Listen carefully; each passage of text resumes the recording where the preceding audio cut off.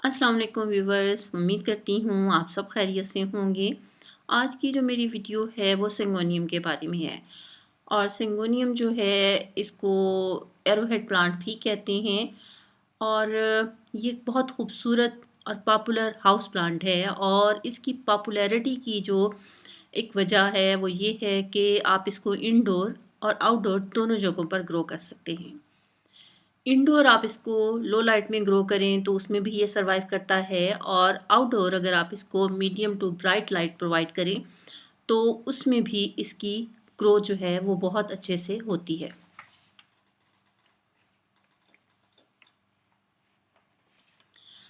वैसे तो ये एक लो मेंटेनेंस प्लांट है जिसको कुछ ख़ास केयर भी नहीं चाहिए होती है, लेकिन कुछ रिक्वायरमेंट्स होती हैं जिनका पूरा करना ज़रूरी है और जो किसी भी प्लांट को हेल्दी रखने में, फ्रेश रखने में, खूबसूरत रखने में कारआमद साबित होती हैं। ये ज़रूरियात अगर इसकी पूरी हों इनमें वाटरिंग शामिल है, सॉइल शामिल है, खाद का सही इस्तेमाल शामिल है।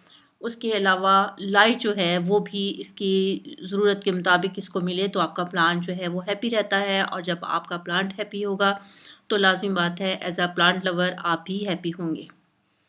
आज यही छोटी-छोटी बातें मैं आपसे शेयर करूँगी जिनका ख़्याल रखेंगे तो आप एक अच्छा और ख़ूबसूरत हेल्दी प्लांट अपने गार्डन में रख सकेंगे।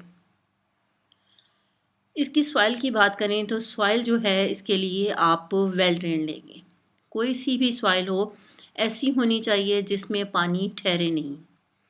आप प्लांट को पानी दें तो पानी बॉटम से नीचे निकल जाए, जितना पानी मिट्टी को चाहिए, रूट्स को चाहिए वो पानी उसमें जज़्ब हो जाए और बाकी पानी पॉट से ख़ारिज हो जाए। इस सूरत में ज़रूरी है कि ना सिर्फ ये कि सॉइल जो है वेल ड्रेन्ड होनी चाहिए बल्कि जो पॉट है उसमें ड्रेनेज होल होना भी लाज़मी है।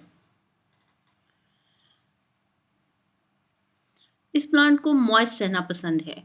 अगर आप इसको उम, पानी दें तो ध्यान रहे कि जब एक दफ़ा पानी दे दिया तो दूसरी दफ़ा पानी देने से पहले इस बात का ख़्याल रखें कि इसकी जो मिट्टी है वो कदरे खुश्क हो जाए, तो आप इसको दोबारा पानी दें। इसके अलावा इसको आप मिस्टिंग भी इसके लीफ पे करते रहें। इससे ये है कि एक तो आपके लीफ जो हैं साफ़-सुथरे रहेंगे, प्लांट खूबसूरत लगेगा। दूसरे इसके लीव्स पर मिस्टिंग करने से ये होगा कि जो एरियल रूट्स हैं उनकी ग्रोथ जो है वो अच्छे से होगी और आप अपने प्लांट से बेशुमार न्यू प्लांट जो है वो आसानी से बना सकेंगे। वैसे तो ये है कि अगर इस प्लांट को पानी की ज़रूरत हो तो इसके लीव जो हैं वो थोड़ा-सा ढलकने लगते हैं, थोड़ा-सा डल होने लगते हैं। उस सूरत में भी आपको पता चल जाएगा कि इस खूबसूरत प्लांट को पानी की ज़रूरत है। इसको आपने बाहर जब रखना है, आउटडोर में जब इसको ग्रो करेंगे, तो आप इसको मीडियम लाइट वाली जगह पे रखेंगे। शेड में अगर आप रख रहे हैं जहाँ पे इसको मीडियम लाइट ज़रूर मिले। आउटडोर में अगर आपने इसको ऐसी जगह पे रख दिया जहाँ इसको डायरेक्ट सनलाइट मिल रही है, तो वो इस प्लांट के लिए नुकसानदेह होगा। इसके खूबसूरत रंग जो है वो मद्धम पड़ जाएँगे, ग्रीन कलर जो है वो ग्रे सा ग्रीन कलर में तब्दील हो जाएगा और प्लांट के लीव्स जो हैं वो बर्न होना शुरू हो जाएँगे।